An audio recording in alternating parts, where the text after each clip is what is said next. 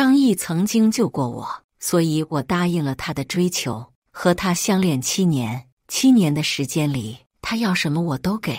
直到两人谈到结婚彩礼时，我说图个吉利，就6万吧。他一边跟我说好商量，背地里却偷偷相亲，扬言就算多高的彩礼他家也出得起。又对他的朋友说，那穷鬼还好意思跟我要6万，美的他。于是我转头和他死对头在一起了。他甩手就给我了28万，婚车婚房都是顶顶好的。可后来张毅又后悔了，他直接来到我们婚礼现场，想要将我抢走，声音发哑，你不能这样对我，不是说好了吗？永远不离开我的。大家好，开始今天的分享之前，希望你能给人间烟火点个订阅，我将会分享更多优质的内容。妈，你觉得娜娜怎么样？我觉得还不错，可以谈谈什么时候结婚了。娜娜说彩礼只有6万，图个吉利。傻儿子哦，什么6万呢？他都被你睡那么多年了，已经不值钱了，1毛都别想要。你可是妈辛辛苦苦培养的高材生，以后可是公司白领，年薪几百万的。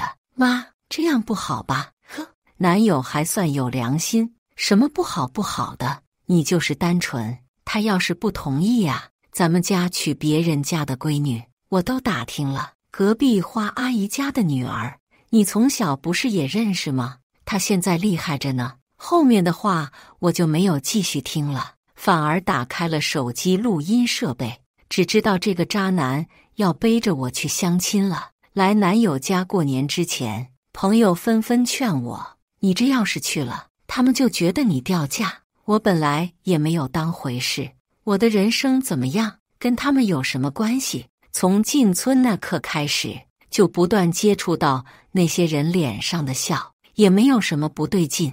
其中有个人是个穿着花棉袄的大妈，她敲着二郎腿，把我从上到下一片打量。我隐忍不发，男友安慰我，那是见到我太漂亮了，比较稀奇。现在想起来毛骨悚然，完全就是看便宜白菜的眼神。门口传来咔嗒声，我还来不及收拾，就被他小姨抓包了。娜娜，你站在那里干什么？声音很大，卧室里的2位也听到了。很快，脚步声从卧室传来，门打开的瞬间，我和张毅四目相对。但这个事情，谁先面露慌张谁先输。我伸伸懒腰，装作若无其事的样子，但是张毅眼里明显闪过一抹慌张。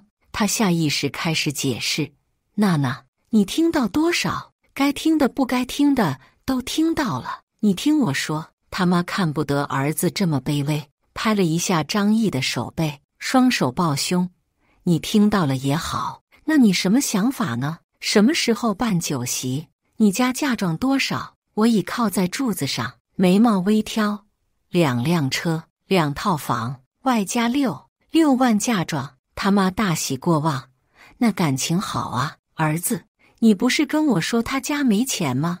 张毅微眯着眼，上下打量我，你别逗了，娜娜，咱们说认真的。我忍不住扑哧一笑，你也知道别逗了呀，你家彩礼分币不出，还要求我家出嫁妆。他妈这才知道被耍了，脸色大变，你个死丫头片子，我是长辈，你和我儿子在一起这么多年，肯要你就不错了，难道不要花点钱打点一下，孝顺一下我们吗？没有我们养大小易，怎么会有你男朋友？他小姨这才缓过神来，娜娜，不是我说呀，咱们女人最重要的就是贞洁，你这都给我们小易了，就是我们家的人，我们收你点钱不过分吧？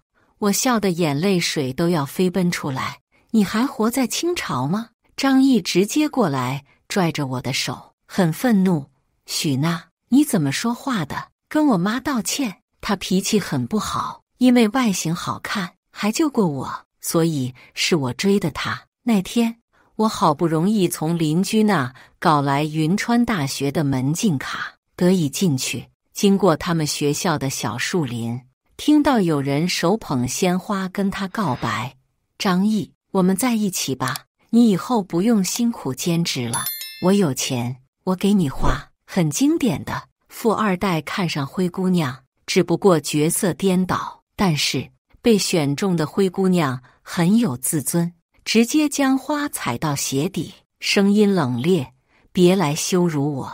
所有人都在传她是学校的清冷校草，最是难追。为了追她，我让朋友假装不认识我，装作一穷二白的女大学生。她在哪里兼职，我就出现在哪里。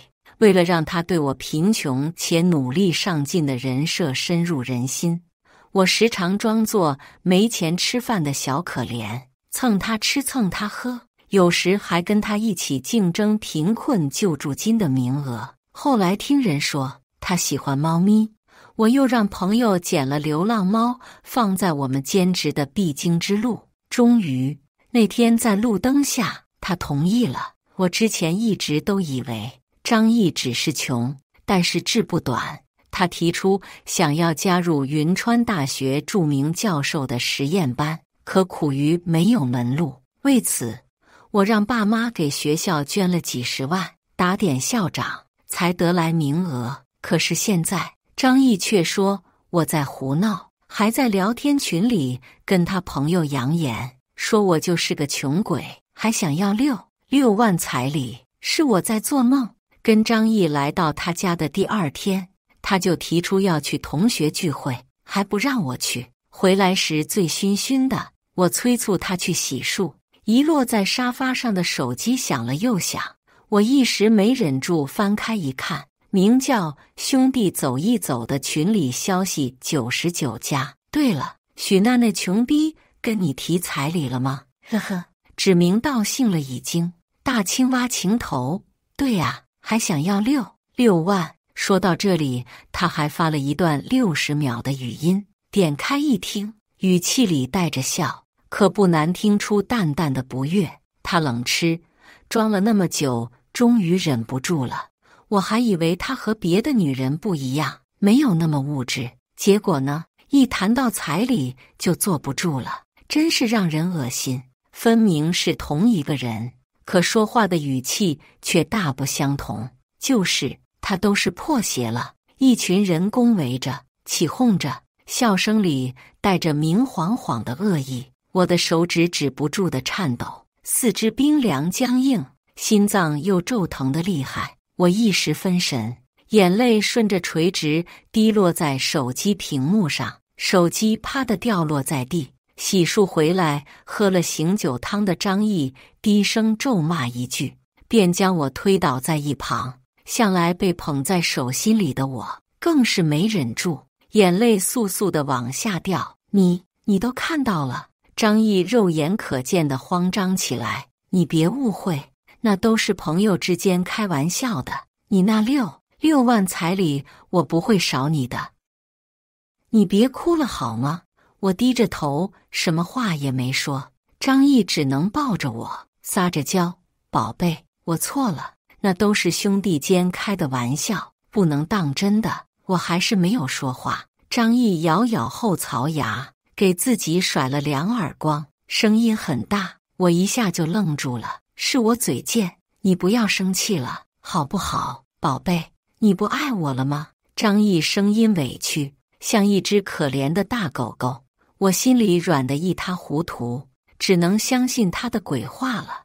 我和张毅相恋7年，他工作渐渐上了正轨，我也在爸妈的帮助下去了子公司实习。照理说，按我们这边的习俗，应该是他先见我父母，但因为他说因为工作好久没有回家，趁这次项目做得好，老板给了年假，就先去他家。朋友也跟我说，结婚前检验一个男人是不是好的，先和他的家人相处。如果男人在家人面前不敢对你好，甚至说他父母观念和我不合，也是可以看出来的。毕竟及时止损。虽然我面上没有说什么，可我也是存了试探的心，我想知道我选中的这个男人到底是不是全心全意为我。可是现在他家里人因为彩礼的事情，就差把我定在贞节牌坊上了，我很失望。张毅脸色阴沉，他大概本来就是这样的，耳根子软，只偏听偏信他妈和小姨的话。他就是妈宝，这是愚孝，是对我的轻视，对我的不看重。这是我妈，她养我这么大，没有功劳也有苦劳啊。许娜，你赶紧给我妈道歉。我甩开后，他又抓起我的手，往他妈那边生拉硬拽，力气很大，像是要将我撕碎一般。他妈还很是傲气地哼了一声，将头扭到一边。他小姨很是不屑，你看你这是何苦？好好跟我姐说话，跟你婆婆说话不好吗？赶紧道歉，我们还可以原谅你。我低下头朝张毅的手腕处狠狠地咬了一口，他吃痛一声，将我放开。你疯了？哎呦，儿子，你没事吧？我咬得很用力，血腥味立马弥漫在口腔中。他妈心疼极了，开始朝我破口大骂：你个小贱蹄子，谁允许你咬我儿子的？咬坏了你赔吗？我直勾勾地看着他，眼底划过一抹阴翳。你再骂一句，怎么了？我骂你怎么了？我是长辈，我对你没有资格吗？我知道这种人也是最看重脸面的。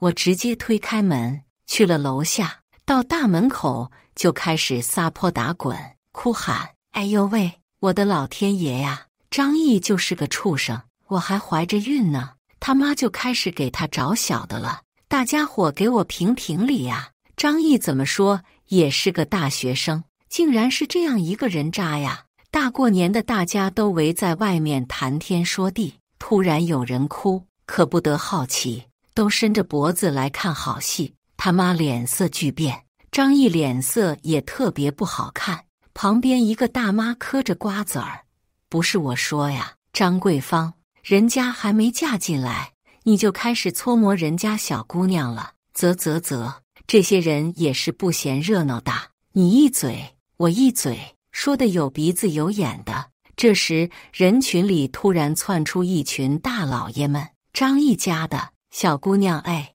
你是我家小一的女朋友吧？怎么坐在地上呀？多脏啊！来人说着还把我扶起来，一脸关切。我认得他，他是张毅的二伯。他眯着眼睛，一脸我就知道的表情。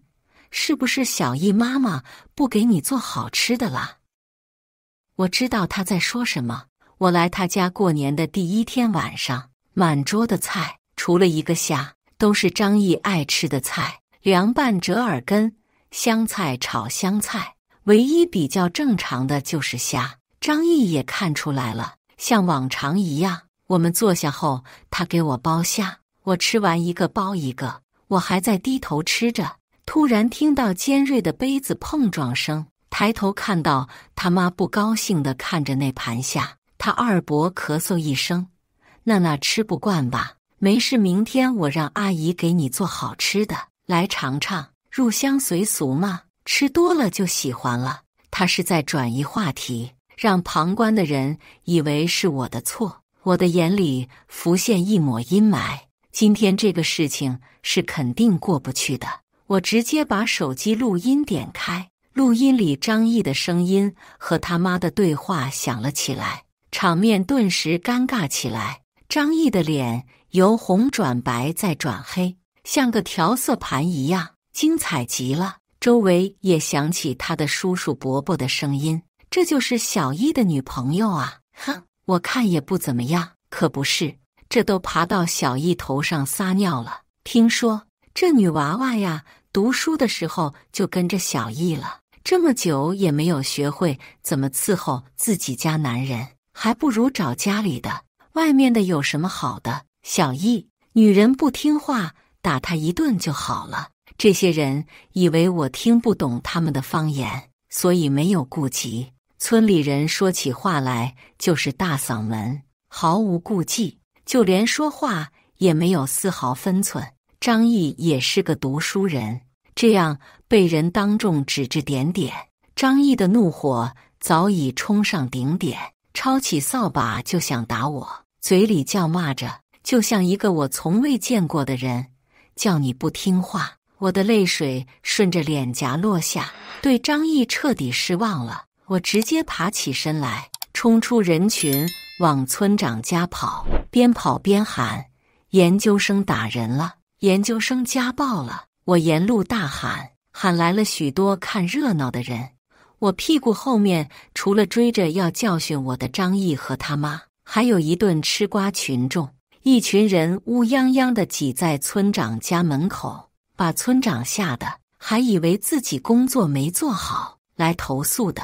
听到我一番诉苦，村长的脸顿时变得黑沉。张毅，不是我说你，你也是我们从小看到大的，那些个叔叔伯伯都是没有文化的，你都是研究生了，还不知道这件事的轻重吗？传出去，我们村的研究生会打人，打的还是女朋友，哪个村的女孩子愿意嫁来我们村啊？村长的威信还是存在的。张毅家是真穷，读书都是受村里人资助的，再大一点就是由村长去申请的资助金，所以村长对于张毅是有再造之恩的，他不敢造次。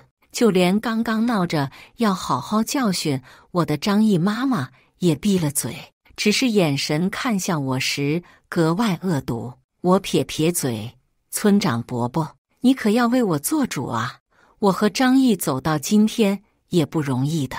张毅妈妈听我说话，又是下意识辩解，你这些年吃我儿子的，用我儿子的，哪一样不要花钱啊？彩礼也是你们小两口的，我们不给你是因为我们家生活条件确实不行，但是小易对你怎么样？没有话说吧？你要学会体谅，我作为你未来婆婆，我这是在叫你做事，你不感谢就算了，怎么还倒打一耙？张毅妈妈的话在村长看来就是滑稽的，急忙打断：张桂芳，你可别说了，你儿子现在几乎年收入没有100万，也有几十万，彩礼6万都拿不出来，你唬谁呀？行了，别说了，小易过来，跟你女朋友道个歉。张桂芳，你也过来。可是这件事并不是简单的道歉就可以处理好的。他妈和张毅被村长一顿说教，张毅情绪才缓了过来些许。他上前拽着我，嘴里示弱：娜娜，你开什么玩笑？我们都在一起多少年了，你还不相信我吗？我已经说过我妈了，她也认识到自己的错误了。你先起来，有什么事情我们好好说，可以吗？他妈本来还想说什么，但是被张毅瞪了一眼，只好讪讪然闭上嘴巴，无奈点头。可是眼前的场景并不是他点点头就能了事的。他妈展开笑脸，过来扯着我的胳膊：娜娜，是阿姨的不是，张毅已经说过我了，彩礼你放心，1分不少哈。他妈掐我胳膊的力道很大，还在我的耳边小声威胁：快点回去，丢脸死了！呵，不够，远远不够。此时看热闹的人已经很多了，我眼尖一下就看到张毅隔壁邻居阿姨的女儿，我直接就用胳膊肘撞了她一下，整个人就往地上趴。因为不小心摔倒，身上产生的青紫都被暴露在众人眼前，声音凄厉：阿姨，我错了，你别打我了，我不往外说了，我肯定不说。你想不花1分钱，让张毅和花阿姨女儿生米煮成熟饭，我也不会说张毅其实不孕不育，更不会说您觉得村长女儿什么都不是，一点都不配张毅。可是他们明明都是好人家的女儿，您不能这么作践他们呢。我已经受苦了，你不能让张毅再去霍他们了呀。张毅他妈当然没有这么说，可要不把事情夸大，我接下来说的话，村长可不一定会为我做主。虽然我说的没有几分事实，但也大差不差呀。他妈背地里确实这样吐槽过，事情不关乎自己时，人总是会不伤心。总想一笑而过，总想用一些举足轻重的惩罚掩盖过去。高分贝的尖叫传入众人耳中，信息量大的让围观的乡亲们的讨论声此起彼伏。哎呦，张桂芳脸真大呀，连村长的宝贝女儿也敢肖想，怕是要得罪的透透的，人不可貌相啊，挺大一个小伙子，那么不要脸。呸！隔壁邻居花阿姨也在现场，她可是个脾气火爆的，上来就给张毅一个大嘴巴子，力道很大，直接将张毅半边脸扇得肿得老高。张毅猝不及防摔倒，脸色瞬间懵逼，随即脸色黑沉铁青。他咬牙切齿地看向我，许娜，我再给你最后一次机会，跟我回去。他妈看到儿子被打，整个人都疯了，上去就跟花阿姨打在一起，还是打架老三套，薅头发、推推搡搡、亮指甲，场面一度精彩又刺激，却没有人叫停。村长气得浑身发抖，却又只能耐着性子问我要怎么解决。我眼神坚定，我要分手。张毅瞪大眼睛，不可置信，许娜，你别闹了，离开我你根本活不了。我冷笑，是你离开我活不了。妈宝男，他妈直接冲过来，拽着他儿子就要走。分，如你愿了，你赶紧给我滚。我太了解张毅这个人了，他不会忍受任何人的背刺，即使是和他一起玩得好的朋友，只要是任何一方超过他，他就会不开心，就会生气，就像他的死对头一样，原来也是顶顶好的发小。张毅这个时候突然硬气起来，甩开他妈的手，上前就想拽住我的手。你做梦，我都没嫌弃你，你倒开始嫌弃我了。我同意可以分手了吗？你个被我穿过的烂鞋，除了我谁还会要你？我不断往后退，他不断朝我走来，眼里带着势不可挡的气势，让我有一种要是被他带回家，我就再也出不来的恐惧感。一阵恐慌从心底突然升起，脚步凌乱下，我踩到一个石子，脚下一崴，惊呼声还未从我口中发出，就有人将我拦腰扶住。一阵好听充满磁性的声音从我头上响起，张毅，一个大男人这样为难一个女孩子，白瞎你读了这么多年。柳恒，关你屁事，这是我的家事。柳恒是张毅的发小，张毅曾经提过柳恒，在他的描述中，柳恒只有一个奶奶，从小也是苦得很，小学到初中留宿，食堂吃饭都是带家里的酸菜。但是小时候张毅营养不良，被同学欺负，还是柳恒帮了他，后来两人就成了无话不谈的好朋友。在后来高考之后上大学，人家爸妈开着豪车来学校慰问柳恒，张毅就不开心了。后来因为工作上的事情，这两人竟然成了死对头。或许是贫穷带来的自卑，张毅一直因为柳恒隐瞒家庭情况生气，认为柳恒就是故意不告诉他的。柳恒爸妈在他很小的时候就下海经商去了，独留奶奶照顾柳恒，只是每月会打钱过来，保证柳恒不被饿死。柳恒一直对父母有怨气，不跟别人说是很正常的。我理解柳恒这种留守孩子的心情，挺无助的，所以他心里也肯定偷偷羡慕过张毅，因为张毅的爸妈都在身边，即使是穷，却每天也活得快乐自由自在的。许娜都说了跟你分手，你没听见吗？柳恒放开我，将我整个人护在身后，高大的身躯给我带来一丝丝安全感。张毅看到这个动作，脸色更黑了，声音不悦，许娜，你闹着要分手，是因为已经找好了下家是吗？你个贱女人，居然敢绿我！说，你是什么时候和他搞在一起的？他暴躁得像一头发怒的狮子，说出的话污秽，几乎难以入耳。我被他气得浑身发抖，脸色涨红。张毅，你不要脸！和他在一起7年，我们很少红脸。他在我心里曾经也是个绅士礼貌的谦谦君子，可是现在的他几乎和过去的他大相径庭。张毅此时已经没有理智了。我不要脸，你跟他搞在一起是我不要脸。他说着就要推开柳恒，上手打我。刹那间，柳恒一个过肩摔，已经将他放倒在地，瞥了我一眼。找男人还是要擦亮眼睛的。这场闹剧终于还是以张毅受伤的结局收场。我因为害怕，下意识一直捏着柳恒的衣角，跟着他走出一段路后，他突然停下，我猝不及防撞到他的后背，我吃痛一声。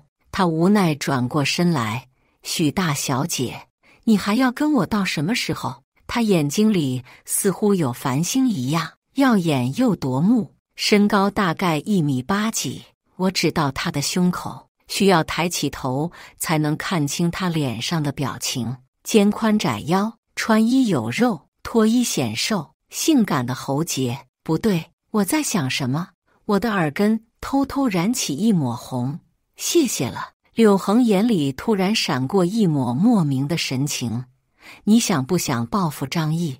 他突然冷不丁地来一句。我懵了一下。啊，和我结婚，彩礼26.8万，婚房一套在你名下，一套在我名下。我心里疑惑，这人该不会早就打算好了吧？不然怎么会突然说这种话？彩礼还这么具体。柳恒见我没说话，长叹一口气。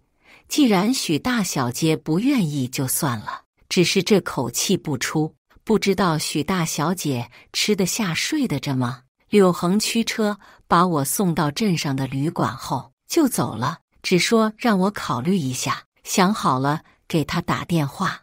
我躺着在床上左思右想，微信里的信息不断发来，是张毅。许娜，你去哪里了？快点给我滚回来，不然我把你的东西都丢了。哦，那些破烂丢就丢吧。后续的语音电话我都没有接，拉黑删除一条龙服务。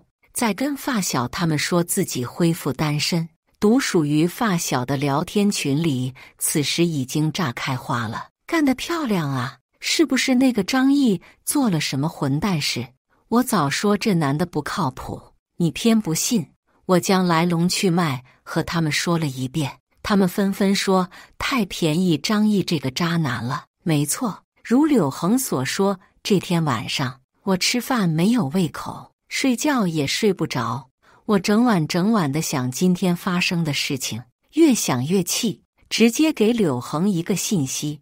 我觉得你前面的提议非常好。等了许久没有回音，我又小心试探，你不会怕了吧？你之前说的话还算数吗？就我们结婚这件事，一条条消息过去，几乎石沉大海。又过了许久，电话响起，电话那头的男人声音无奈，带上户口本，下楼。我激动地从床上爬起来，光着脚踩在地板上，掀开窗帘，看着楼下车旁的男人。卧槽，你怎么来了？咦，怎么天亮了？是了，我发出信息时已经显示凌晨5点。到了楼下，他贴心地把车窗打开，让我坐进去。车里只有2个人的呼吸声，尴尬的让我忍不住疯狂找话题。这个点，民政局也没开门啊。他点火就将车驱动，窗外的雪花一片又一片的掉落，然后化成水，结成雾，让窗外的世界变得模糊又朦胧。我有朋友在民政局上班，没关系，毫无人性啊，天杀的资本家呀！有他这样的朋友，一定很难过吧？此时，一位已经放假的打工人骂骂咧咧地打开了办公计算机，等待某位资本家的剥削。羡慕吗？友情换来的。到了民政局，工作人员面无表情地办完一切流程，收了9元工本费，2本红色的本本就新鲜出炉了。我摸着结婚证，看着上面的人，有些恍惚和不真实感。男人的手直接将结婚证拿走，这个收在我这里，待会儿就去挑婚纱吧。其他的一切事情我已经吩咐人去准备了。我有些迟疑，你爸妈不反对吗？柳恒嘴角勾起一抹笑，他们高兴还来不及呢。婚礼那天，柳恒和我一致决定把邀请函给张毅一份。听柳恒说，张毅和我分手后，他妈迅速给他相亲，现在已经订婚了，彩礼据说有8万，把他妈心疼坏了。柳恒说这话时，眼睛不断朝我乱瞟，似乎是怕我伤心。我乐了，你放心，要不是因为当初他救我，我是不会跟他在一起的。更何况，我现在发现他是这样的人，我更是心里没有一点想法了。他愣住后追问，他救你？对呀，有一次我开车回家，出车祸了，张毅把我带到医院，我才小命可保。那医生说，还好送去的及时，不然你现在就看不到我了。柳恒思考了一下，脱口而出，云阳国道319。我错愕地看着他，点点头。其实我也曾多次想向张毅道谢，可每次说到这，他都一脸疑惑。我以为他为人善良，经常做这些事情，于他不过是小事一桩，所以不记得。可是为什么柳恒却记得？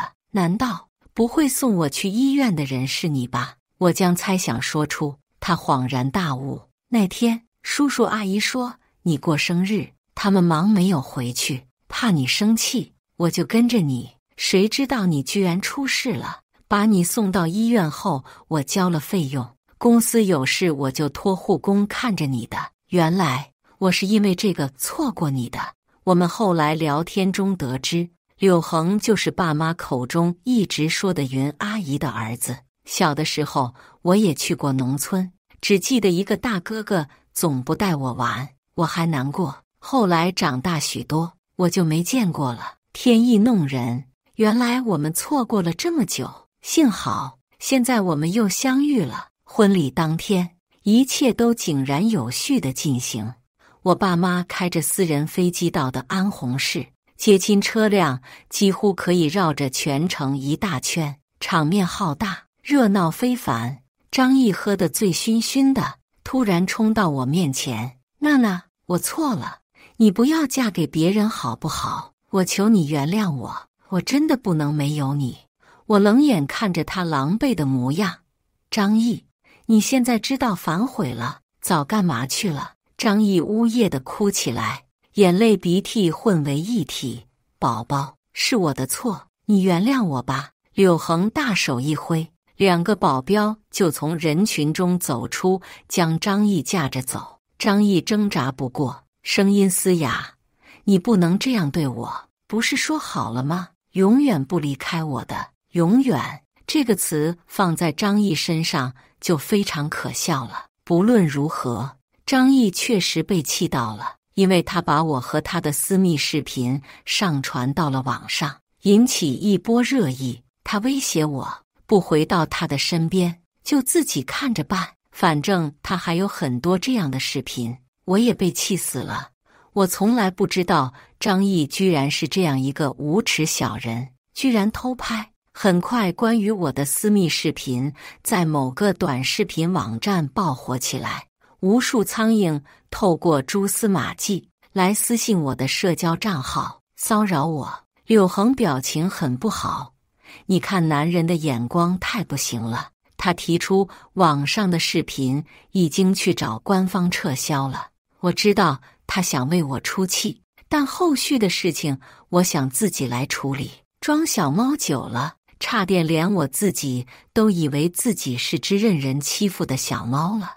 我将所有固有的聊天内容截图，再将那天录屏到的一切打包发送。这一反击，立马让吃瓜群众爽到了。很多人都说深有同感，这种奇葩男友倒打一耙的简直恶心。然后我又将张毅以侵犯、传播隐私信息以及传播淫秽信息的罪名起诉到法院。张毅收到法院传票的那一刻，人都懵了。张毅怕是忘记了，我可是学法律的，爸妈也被这件事气得不行，还是介入了。网上关于张毅的事件越闹越大，最后就连张毅所在的公司官网也耐不住舆论压力，向他单方面提出解雇说明。张毅的奖金吹了，工作也没了。法院判决下来时，他妈砰的一下就跪在我面前：“娜娜，娜娜，阿姨错了，你不要这样对待小艺呀，他是研究生，才毕业没多久，这么好的前途去坐牢不就完了吗？你好歹和他在一起这么久，没有感情了，总有点情分吧？娜娜，求求你了，放过我儿子吧！”我冷笑一声：“发我私密视频到网上是你指使的吧？那你当初有没有想过我怎么办？”说完后我就离开了，不顾身后张毅他妈的哭声和叫骂。受害的人是我不会认为这件事是我的错，也不会为此感到羞耻。监狱是张毅最好的结局。全剧完，接下来是我们本期第2个故事。距离我的婚礼只剩半个月时间了，我把所有的东西都安排得很好，包含酒店、宾客，甚至伴郎伴娘等，都是我一手操办的。结果我却没想到，我把什么都安排得很好，却唯独没把新郎安排好。新郎的父母直接电话通知我说，最近家里有点困难，彩礼就不给了。郝燕和我说他爸妈也不容易，让我不要那么小心眼。行，那我就不小心眼了。婚礼前10天，我悔婚了，和新郎分手，并手撕渣男一家。接到郝燕母亲电话的时候，我正在做婚礼最后的准备，看了一下要请的宾客的名单，应该没有漏掉的。正在我和司仪确认婚礼流程的时候，电话响了。阿姨，哎，小若呀，在干嘛呀？我摆弄着手里的纸质流程表，正在确认最后的婚礼流程呢。您看看，您那边还有什么问题吗？没事，没事，我信得过你。郝燕和我说了，你能力很强，这点小事交给你绝对没有问题。我笑了一声，但是也没说什么。这点小事，从一开始的安排开始，我那个好新郎就没出过面了，什么都是我安排，定金都是我交，合同都是我谈。每次和他提起来帮忙，他就说他很忙，我也不知道他在忙些什么。小若呀，我今天给你打电话是有些事情想和你说。我拿起一边的水杯喝了口水。阿姨，你有什么想说的，和我直说就行。那个，最近啊，阿姨家里遇到点问题，所以呀，那个之前说好的彩礼可能拿不出来了。我没想到她打电话过来是说这个事情的。距离婚礼就剩15天了，那她的意思是……哦，那阿姨的意思是……我将自己的疑惑问了出来。啊，我的意思就是暂时先不给你彩礼了，等你和郝燕办了婚礼领了证，我们应该就缓过来了。到时候我们再把彩礼给你。还没等我详细去思考，就有酒店的电话进来了。我也没多想，就说道：“阿姨，我知道了，酒店来电话了，我先接一下电话，稍后再说哈。”好的，好的，你先忙。挂了电话之后，我给酒店回了个电话，那边说场地已经做了最终的确认，没有问题，过2天就可以进去装饰了。对于对方的工作态度，我十分满意，也知道那里必定会有一场我满意的婚礼。虽然酒店经理给了我好心情，我却依然因为刚才郝燕母亲说的事情陷入了纠结。我其实就是大家嘴中常说的大龄剩女，一直在首都工作，也不找对象。从大学毕业之后就没有再交过男朋友了。父母一直催婚，甚至发动了所有亲戚来说服我。最后，我乖乖去相亲，认识了郝燕，我们2个人的情况差不了太多。郝燕也在首都工作，我是被催的难受，郝燕是相亲了太多次，所以我们2人看了一下对方的情况，好像没有太大的问题，就自然而然交往了。就在我们交往的半年后，2方家长催我们马上结婚。我从大学毕业就开始做业务，摸爬滚打混到现在，常年的与人沟通，也练就了自己能通过别人的语言和声调来确定对方的状态的能力。我从刚才郝燕母亲那里竟然听说出了一丝雀跃，这一点雀跃让我感觉有点不舒服。于是我给我闺蜜发了消息过去，林若，帮我分析一下，郝燕他妈给我打电话了，说彩礼先不给了，等婚礼结束领证之后再给。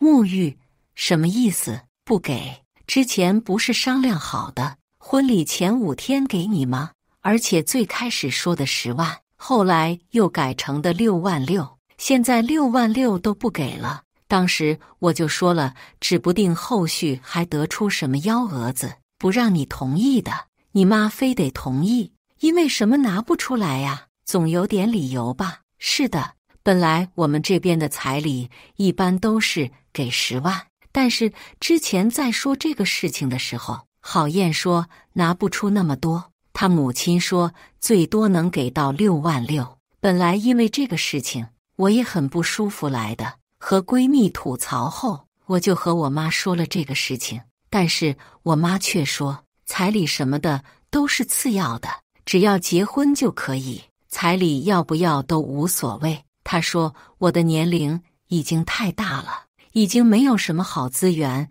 能介绍给我了，所以不要纠结那3、4万的，你都这么大年龄了，都没人给你介绍对象了，这个你不抓住了，就没人要你了。虽然听到这话，我觉得有点悲哀，但是我妈也这么催了我4、5年了，甚至之前还让人给我介绍过一个长得比我矮、大我10岁、还离过婚的男人。所以虽然我不舒服，看到我妈要死要活的说要是我不同意就要和我断绝母女关系，我还是妥协了。郝燕总比之前介绍的那些好一些的。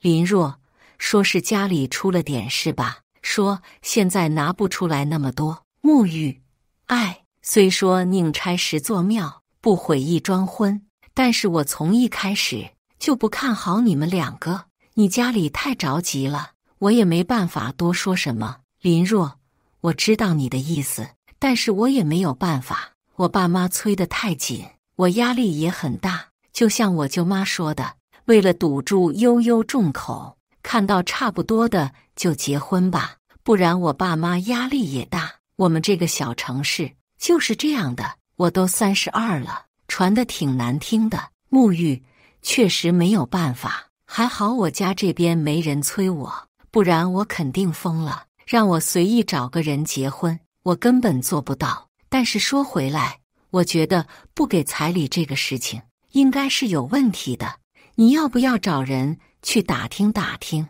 林若，我看看吧。沐浴，阿姨知道这个事情了吗？林若，知道了。沐浴，我猜阿姨是不是说彩礼给不给都行，只要结婚了就行，以后能2个人好好生活就好。林若，你倒是了解我妈。和闺蜜疯狂吐槽后，我的心才稍微舒服了一些。当晚就在我想着怎么才能去了解一下郝燕家里到底出了什么问题的时候，我的电话响了，来电显示是一个手机号码，但是没在我通讯录里，所以应该是个陌生人。你好，请问是林若吗？那边人直接问道。是的，请问您是？我来精神了，不会是我的客户吧？我是郝燕的朋友，至于是哪一个你不用知道，我这里有一些东西想交给你，你不要和任何人说我联系你了，这个东西我直接放在你家小区门口的保安室了，你过去拿就可以。我虽然觉得奇怪，但是也没有想太多，好的，我了解了，我现在就去拿。我去了保安室，拿到了一个信封，打开一看，是一个 U 盘。都这年头了，很少有人用 U 盘来传递信息了吧？我拿着 U 盘回了家，但是却不是很敢打开，不怕别的，我怕电脑中毒，万一中毒了，里面的客户资料出了问题就不好了。于是我给我会计算机的朋友打了个电话，他远程操控，给我电脑安装了一个杀毒软件，确保电脑万无一失。我才插上 U 盘打开了，里面只有一个音频，我点开了，但是当我听到里面的内容后，我脸色煞白。我从没想过这种事情会发生在我身上。里面先是一个男人的声音传出来，我没听过的。他说：“你上次不是说要准备婚礼来的，怎么这么清闲啊？都我女朋友去安排了，我不想管这些破事儿，太麻烦了。想着都烦，她不是女强人吗？她爱管就去管吧。”郝燕的声音传了出来：“不是吧，哥们？听说你那个女朋友挺能赚钱的呀，这以后你不是发了，有个能赚钱的媳妇，以后你可以躺平了呀，你都不用干活了。”郝燕笑了，然后说道：“要不是能赚钱，我能找她呀？长得也没有我上一个相亲的漂亮。身材也就那样，还有点胖。这要不是他赚得多，加上他爹妈死活要和我家结亲家，我才不同意。得了吧，我见过一面，嫂子还行啊，挺有气质的，也不算胖了。”听到这话，我心里一片悲凉。原来这就是我要嫁的人啊！我知道郝燕没有什么大志气，但是在我面前一直表现得中规中矩，没有什么大问题。我也没想到他私下里竟然是这么想我的。郝燕却是不赞同地切了一声：“谁不喜欢年轻漂亮瘦的呀？哥们，我34岁正是一朵花呢，她一个女的都32了，嫁不出去。你是没看到她爸妈那个样子，恨不得马上让她嫁给我，估计没见过我这么好条件的了。我和你们说，我每次去她家里，他爸妈都上赶着舔我，哎呦，给我看的都不好意思。我都觉得林若是不是有什么毛病？他爸妈这么想让她快点嫁给我，还好我偷看了她体检报告，没啥问题，不然我都不敢要。”那边哄堂大笑：“是啊，好哥，我爸妈和他爸妈认识，他爸妈一直想让他快点结婚，上次还找人给他介绍了一个47、8的吧。不过嫂子见都没见，他爸妈也是挺搞笑的，到处找人推荐他们姑娘。我当时和你一个想法，我还以为嫂子有啥大病呢，不然他爸妈怎么能那样呢？”听到他们这么说，我已经气得有些精神恍惚了。我暂停了音频，靠在椅子上，默默地开始流泪。原来我父母不只是对我催婚，竟然还在外给我立了个恨嫁的人设。我也不知道，原来我在郝燕心里原来是这样的。想起她平时对我还不错，觉得有些可笑。人真的可以装出来。等情绪稳定了，我重新按了播放键。嗨，和你们讲，我不要她，也没人要她了。你们是不知道，上次我们谈彩礼本来是10万，我妈说最多能给6万6，他爸妈马上就说行。而且我妈刚才给我说，我们家钱都拿去给我弟弟买摩托了，花了10几万呢，彩礼钱就不给他了，估计明天就给他打电话了。惊讶声一片，然后有人说道：“我去，要是彩礼都不用花，那就太爽了吧，好哥躺赢啊！我也想找个嫂子这样的，虽然不喜欢，但是搭伙过日子也行啊。嗨，结婚哪有那么十全十美的，凑合过日子就行了。”郝燕笑着说道。音频到这里就结束了，我将文件转发给了沐浴，没到3分钟，沐浴的电话就打过来了。“亲爱的，你还好吗？”沐浴有些担心。“我能给你发文件，就证明我现在还算正常。”我苦笑一声，这个婚，你说我还有结的必要吗？沐浴，要是我说，我劝你别结，但是你爸妈那里，你怎么交代呀？怎么交代？现在我爸妈已经通知了所有亲戚，说我终于嫁出去了。如果现在不嫁，那又是一场腥风血雨。但是我宁可经历那一场腥风血雨，也不想拿我剩下的人生去赌。我明着和他们说吧，至于他们两个怎么想，我也管不了了。沐浴沉默了一下，说道：其实事情变成这样，和叔叔阿姨平时的言行也是有一定问题的。你真的值得更好的，如果你遇到更好的了，我申请给你把关。我看人的眼睛还是不错的，你肯定能找到更好的。我笑了，行，那等我回首都，想结婚了，你就给我把关，那没问题。但是你现在的这个情况，你想怎么做？沐浴想了一下，问道：凉拌，我疯了，我才会嫁这么个人的，他都没有顾及，我也不会顾及什么了。还有10来天时间，我想一下怎么解决。今天他妈和我说不给彩礼的事情，我还没正式回复呢。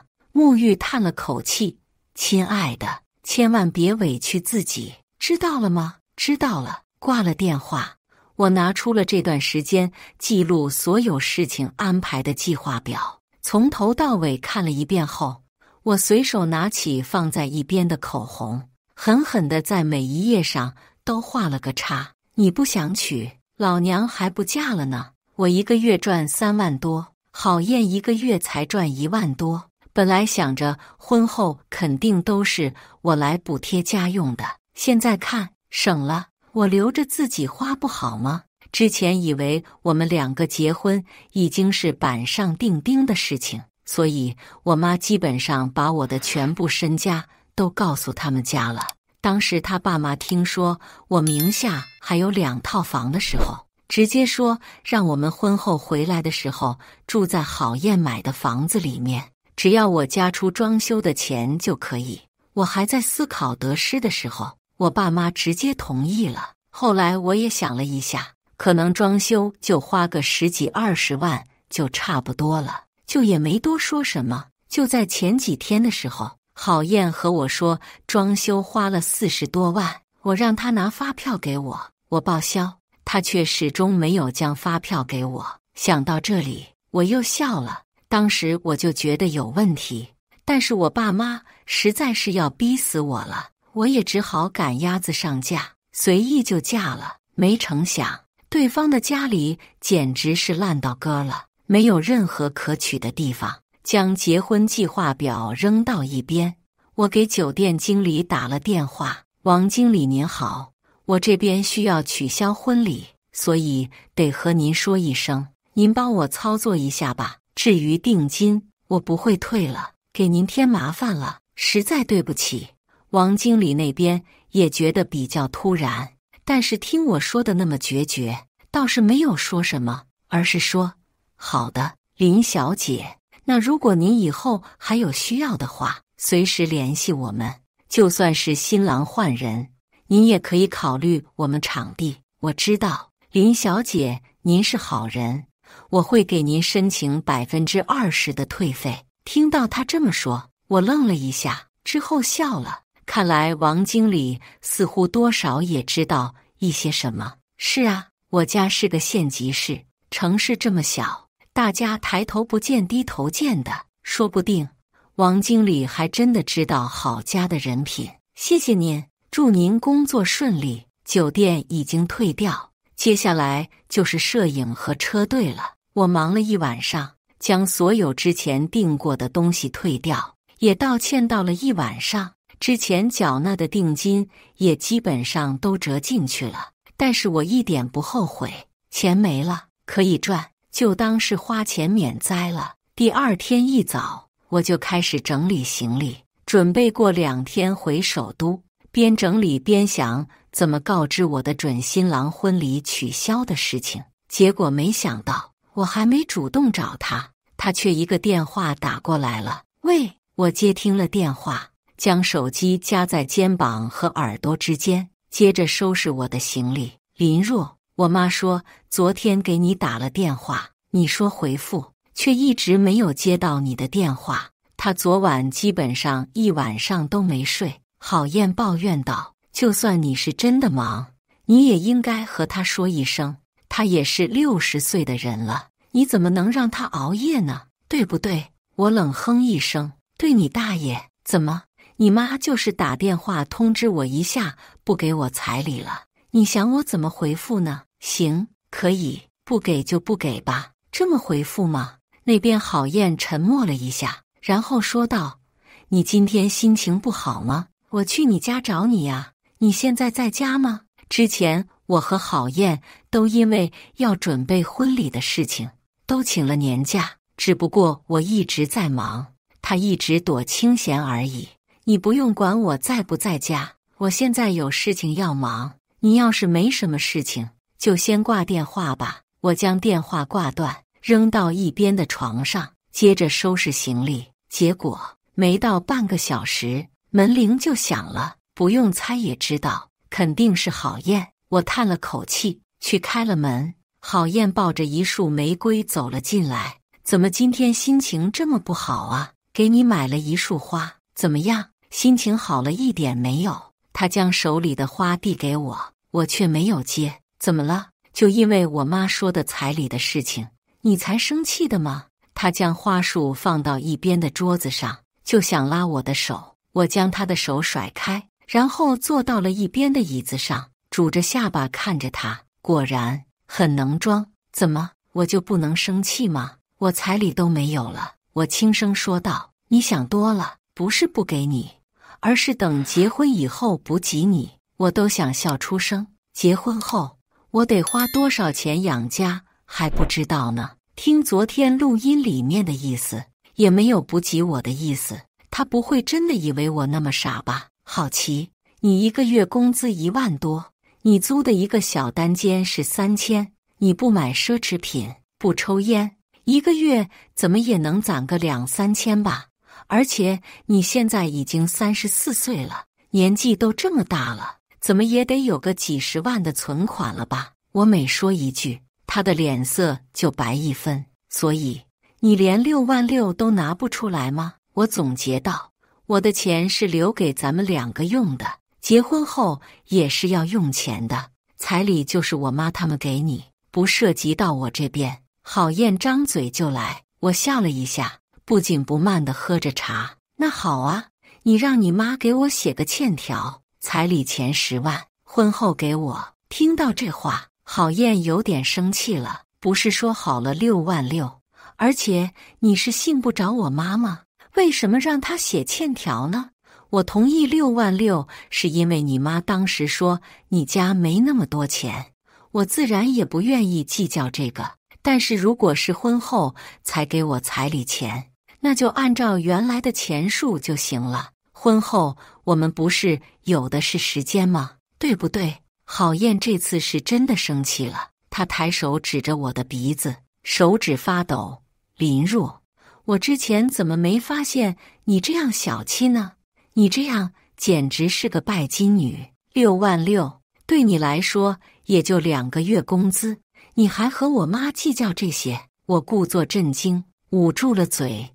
什么？我的钱就不是钱了？妈，你买的房子总价我查过了，才35万，你和我说装修花了40万，我都没和你计较那么多。没想到你竟然认为我是个拜金的。再说了，我要是拜金，我怎么会同意嫁给你一个拿死工资一个月只有1万多的人呢？郝燕脸色煞白，听我这么说，好像是想通了什么一眼，咬牙说道：行，我让我妈给你打个欠条，行吧？我现在就去找她，你等我。我点头，目送她离开。果然用40万一勾她，她马上就范了。这么能算计我怎么也得回敬一下吧。拿出手机给总经理打了电话，告知他我过2天就回去上班。总经理也很震惊，他问道：你不是回去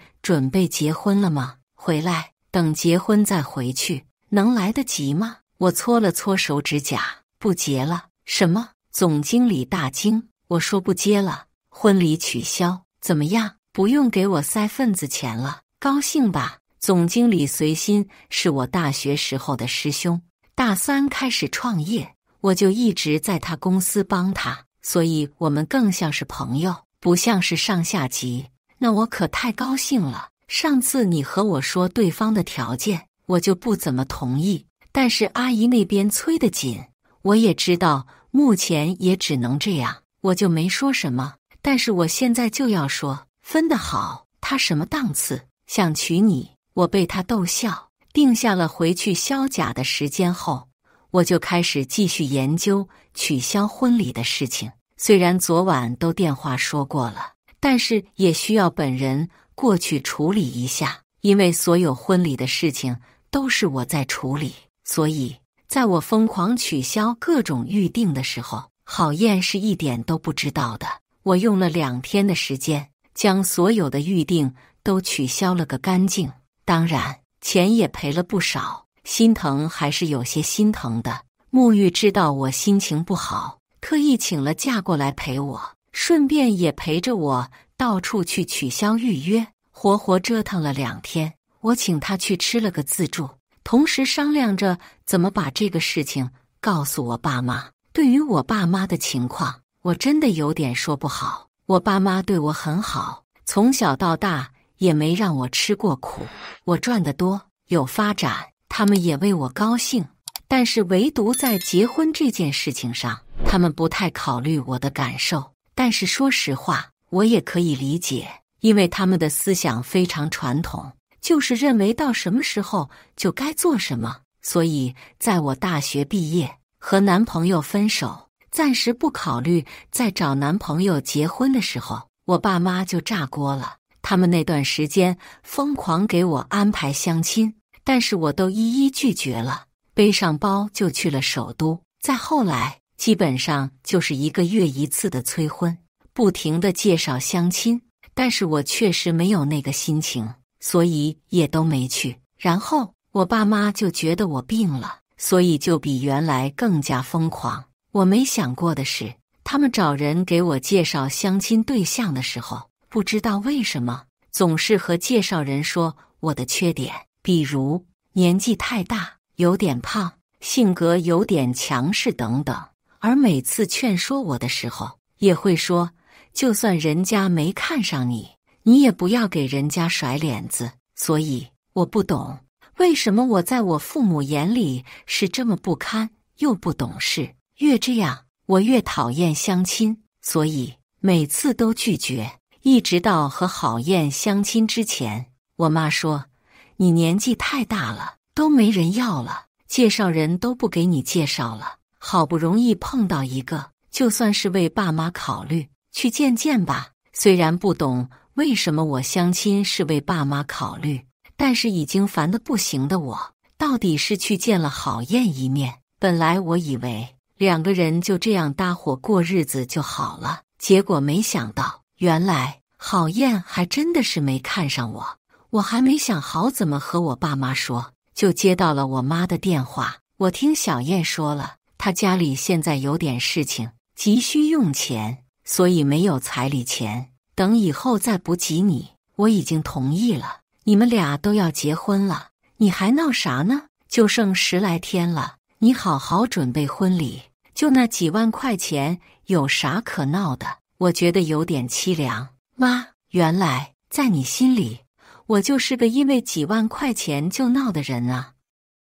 你有没有想过，要是我现在就这样不清不楚，彩礼都不收的嫁过去，他家里人还会看得起我吗？你瞎说什么呢？只要你们2个过得好，什么彩礼不彩礼的，没有彩礼又怎么了？我和你爸结婚的时候，你爸的彩礼钱还是借的呢，就算是我爸借了，那也是给你彩礼钱了。你知不知道，郝燕有钱，只是不给而已，这个性质不一样。我妈听到我这么说，彻底怒了。你别给我闹幺蛾子，就剩10几天就结婚了，我都已经和亲戚都说过了，你给我把这个婚结下来。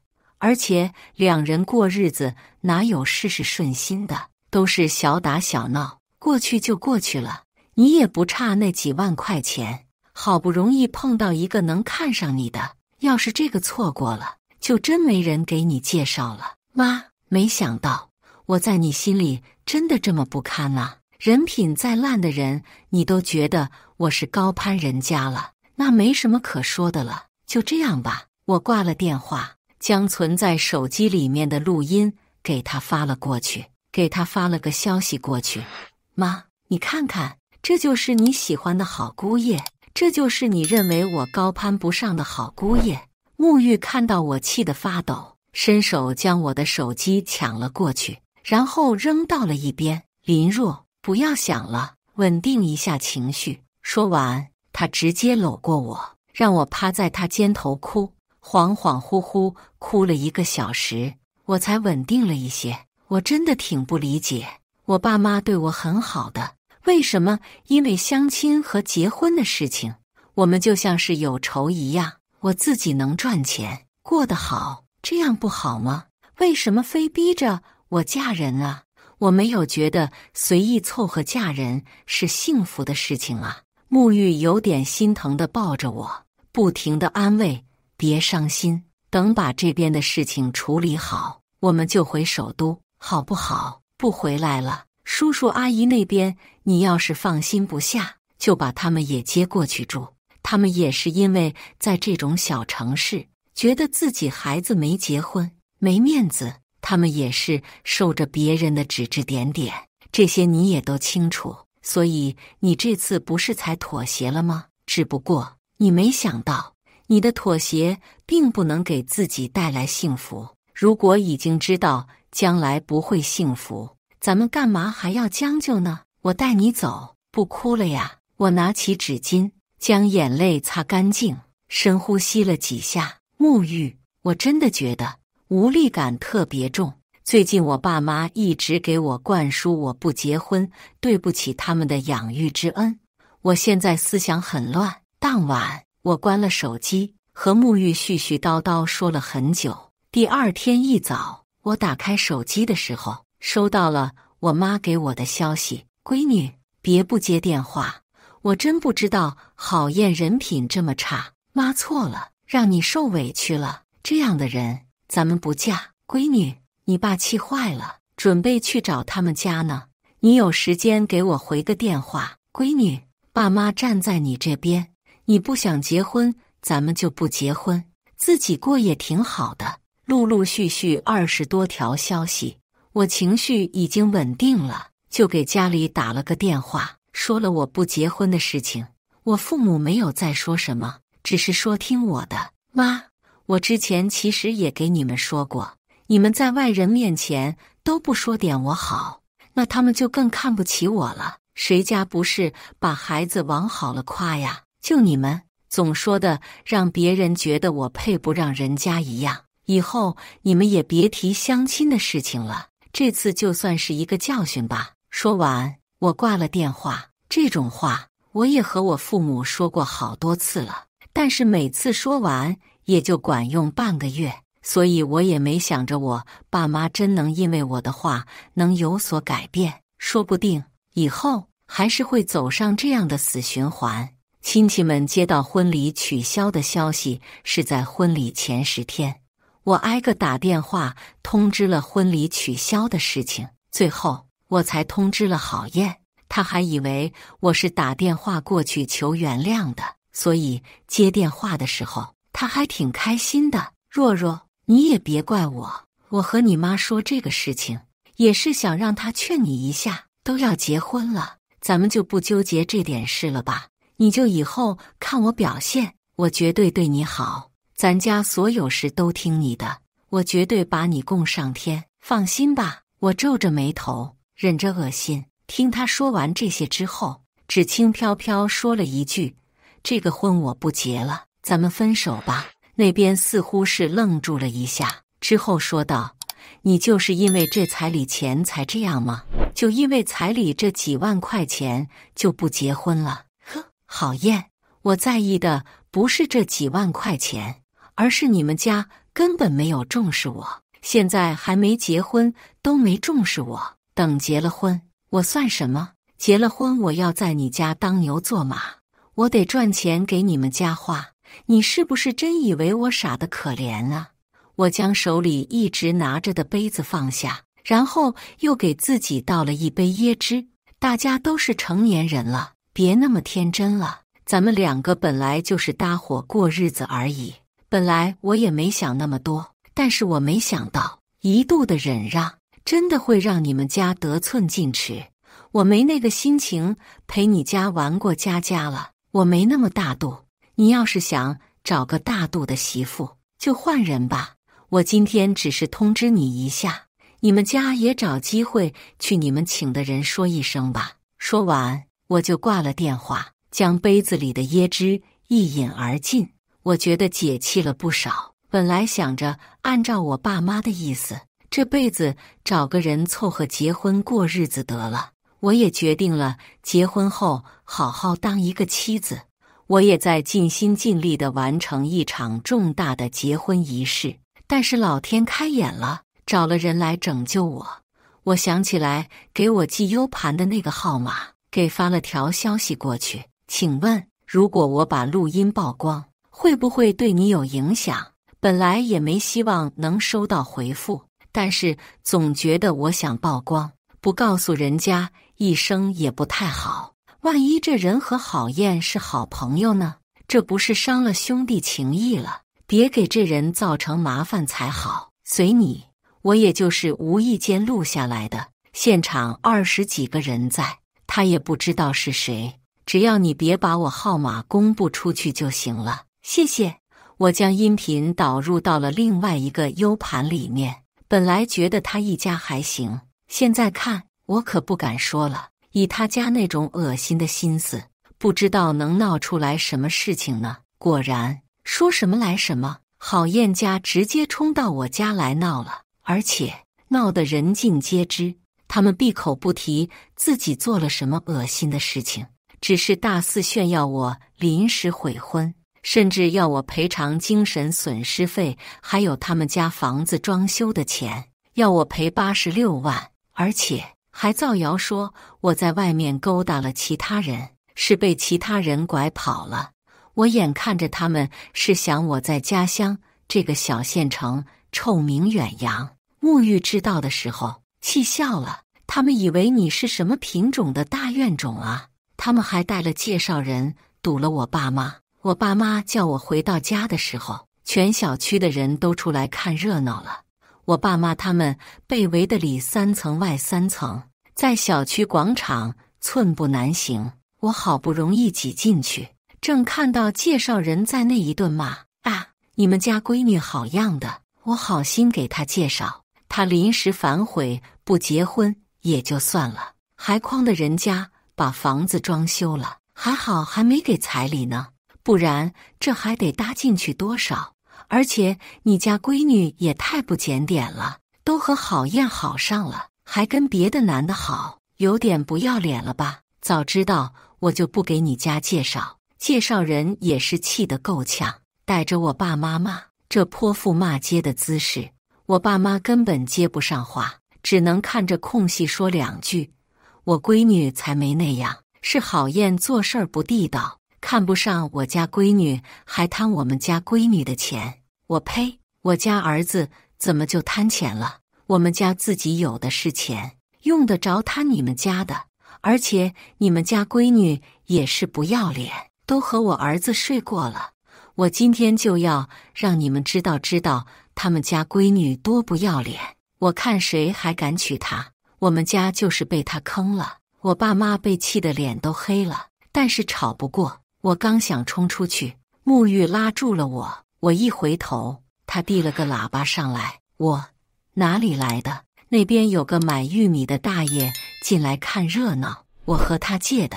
我接过来，拎着喇叭就走了进去。阿姨，当事人在这呢，你难为我爸妈干什么？我轻飘飘走进去，满脸的淡定。好啊，你来了正好，你给我们一个交代吧，赶紧赔我们精神损失费和装修的钱。这事就算过去了，不然闹开了，丢脸的是你。郝燕的妈妈原形毕露，吵吵喊着让我赔偿。我拿起喇叭打开，结果玉米2块钱一根。现场吃瓜的人全都愣住了一瞬，然后哄堂大笑，倒是没了刚才那种紧张的气氛。我不会调这个喇叭，还是我对门的邻居帮我调了一下。阿姨，你想要说法，我就给你说法。首先，我和郝燕是相亲认识的，一直都很顺利。但是在准备婚礼的时候，郝燕一点忙都不帮，所有事情都是我在做。这个你们承认吗？郝燕很忙的，她要忙工作，哪里有时间顾那么多？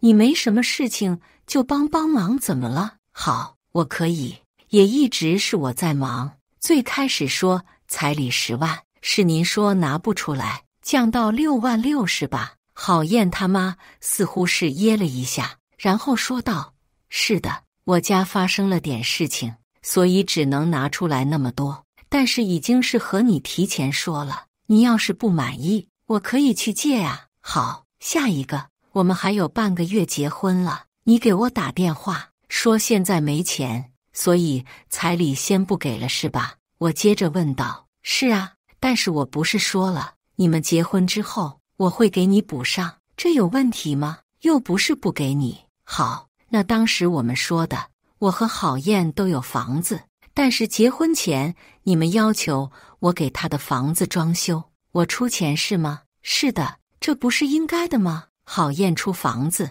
你们出装修费。郝燕他妈觉得自己怎么说怎么有道理。好，当时我也没想太多，我就同意了。我明明自己也有房子，我不住，我同意给你们家的房子装修。那你告诉我，房子才花了35万，怎么装修花了40多万呢？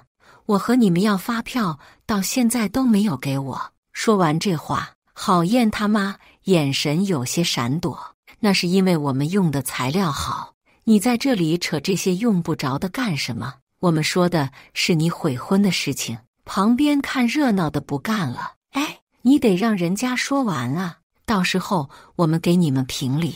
刚才你在这边说的话我也听到了，你说我和你儿子睡了是吧？你们都在一起半年了，怎么没睡过？我儿子说你每周都去他那里睡的，要不是郝燕给你求情，你这样不检点的人是进不了我们家门的。好，我拿着喇叭喊道，大家都听清楚了吧？他说他儿子和我睡过了，我今天这脸也不要了，我完全没有意识和他儿子睡过，所以一定请大家给我作证，我要告他儿子迷奸，在我意识不清楚的时候迷奸我，这样的人不能放他出去祸害其他人。旁边吃瓜的人似乎是懂了怎么回事，先是眼神奇怪地看着郝燕的父母，然后有一些起哄的就吵吵着绝对给我作证。我直接拿出手机报警，郝燕他爸妈扑上来抢我手机，但是被围观群众拦住了。我爸妈脸色已经吓白了，看我的眼神就像是在看一个疯子。没过多长时间，警察就过来了，问了情况之后，就带着我和郝燕的爸妈去了派出所，顺便传唤了郝燕。而他们家大闹，我们家小区的事情也闹大了，很多人录像了，将视频传了出去。本来我们城市就不大，现在全城的人都认识我们两家了，有些之前受邀参加婚礼的人也开始关注起这件事情来，然后全城的人都开始吃瓜，都打听着事情有没有什么进展。我们被警察带走之后，郝燕他妈想打我，被车上的警察拦住了。到了派出所之后，我下车才发现有很多小区里的人跟了过来，说是来作证的。半个小时后，我们等来了被传唤过来，一脸懵逼的郝燕。当警察告知我告他迷奸的时候，他整个人都傻了，死活不承认我们2个人一起睡过。他疯狂摇头，说没这个事情。我哭着让跟过来的邻居作证，并且要求调取我公司和他公司还有我住的地方和他住的地方的监控，还要调取我们的身份信息，查看开房记录等等。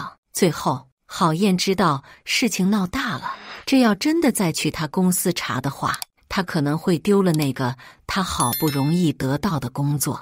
他只好承认说，从来没有发生过那样的事情，因为自己不举，根本不会和我发生什么。身后那些说来作证的人听到这话，全懵了，整个大厅里的人都震惊了。这不是骗婚吗？郝燕他妈脸色苍白，坐在那里。你好，他们来我们家小区恶意报复，我这里也有证据。我哭着拿出了手机，然后我在大庭广众之下播放了之前我拿到的那个录音。当郝燕的声音传出来的时候，他疯狂地想抢我的手机，却被人拦住。等到音频播放结束时，郝家人的脸上都青白一片。吃到了瓜的群众迅速发了朋友圈。这场闹剧的起因、经过、结果被大家扒得什么都不剩了。郝燕骗婚，不给彩礼，想空手套白狼的事情闹得人尽皆知。从这天起，我就在我们小城出了名，谁都知道老林家有个厉害的闺女。从这件事情之后，我爸妈也没再催婚了，而郝燕家因为脸丢尽了，全家搬离了我们这座小城。我回到首都接着上班，赚我的钱，过我的日子。不过最近有一个人加了我的好友，说是我们隔壁邻居的远房亲戚，也在首都。从朋友圈看到我的事情后，特别想认识我，顺便看看能不能发展发展。他说他就喜欢这样强势的。好巧不巧的，他就在我们隔壁办公楼开了个公司，没事就请我吃个饭、逛个街、爬个山什么的。之前被郝燕弄出来的心理阴影，在他的治愈下都快好了。但是我依然不敢答应他的追求。他倒是也不急，说那我就多追追呗，1年不行2年，2年不行5年，总有你答应的一天吧。我接过他手里的玫瑰花，闻了一下，挺香的。那你就追追看吧。以上就是今天分享的故事。大家有什么想说的、想吐槽的，欢迎在下方评论交流。也更希望能给人间烟火点个订阅，我将会分享更多优质的故事内容。